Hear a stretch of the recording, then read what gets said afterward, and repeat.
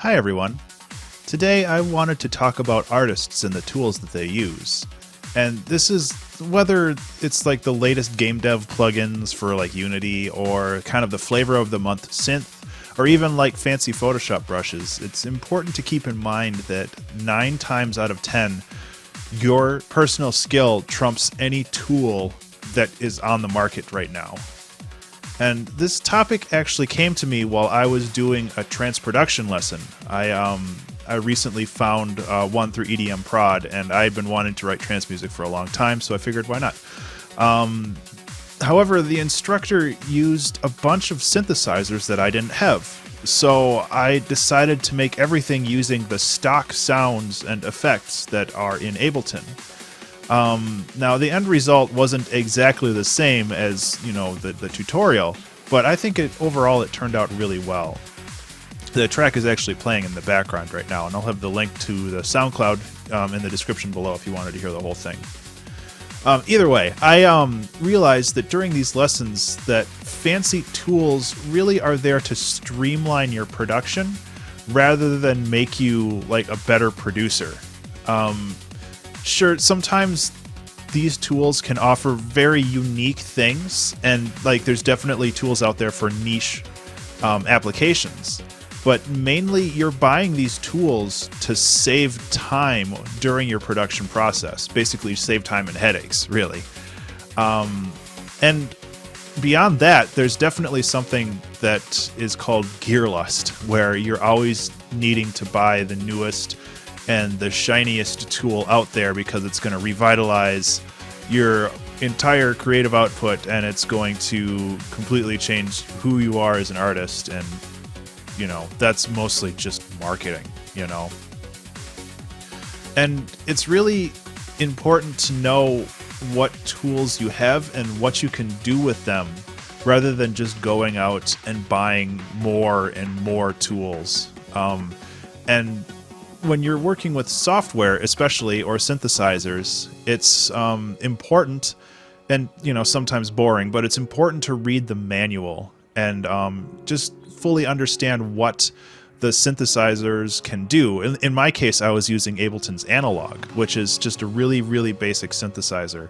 And I was able to replicate these really fancy sounds that came from these really expensive synths just because I kind of knew how all of the inner workings of Analog worked.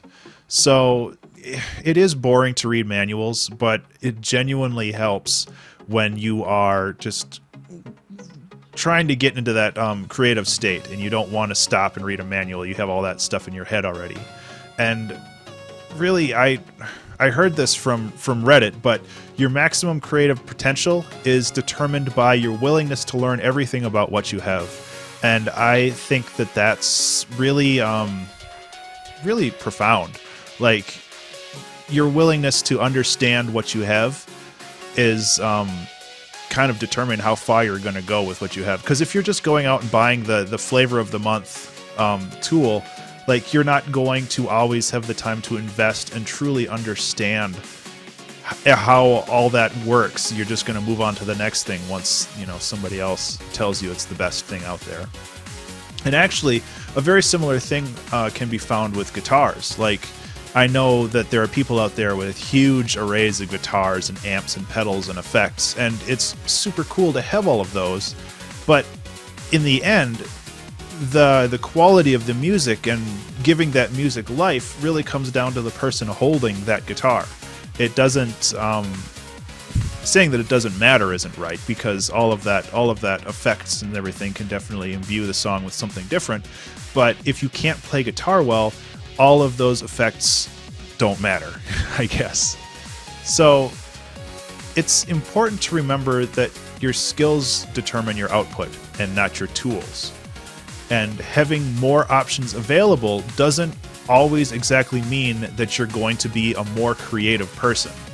Now, there are tools out there that help basically create creativity, like they have randomizers and they have a bunch of other stuff. And while those aren't an exception to this rule, it's definitely something to consider. But generally creativity grows under having constraints and limitations, and that's, I mean, that's kind of why I like the 2-hour track challenges, because I have a very constrained time and I have a limitation for a subject, and it helps like just narrow down that focus. I have my hands, and it helps narrow down that focus to very, very small, like, I have a goal and this is how much time I have to do it, and then I just do it. Like, I don't bother messing around with, you know, well, what's the newest synth that I can use for this. It's just like, I know I have to do. So yeah, if you have a bunch of tools, you basically have all the answers, and then why would you bother looking for any questions? Like, you just kind of do what you know, and you don't really think about creating anything, you know, new or innovative. And, you know, limitation does breed creativity, which in turn breeds uniqueness for your projects. So I would take a few minutes to look over all the tools you have in your tool sets, and maybe challenge yourself to making something using only the basic tools that came with Photoshop, or the basic synths that came with Ableton, or just making a game in Unity using just the basic, you know, structure available. And this doesn't mean that the project you're going to have when you're done, like the finished product, is going to be amazing, but it's definitely something to work towards, and you'll definitely learn something in that process. So, do you have any thoughts or comments on this? I know I kind of moved really fast through this idea, but it's like the core concept's really simple, but there's a lot of elaboration you can do on it. So if you have any thoughts or comments, please just get in touch with me through the comment section below on YouTube. And if you enjoyed this topic and you found it useful, please consider boosting the signal by sharing this video with your friends. And I do have the social media links over there. I always get it wrong. Social media links, and you're welcome to get in touch with me through there. So, yep, that's all I had for this video. I'll see you in the next one. Thank you.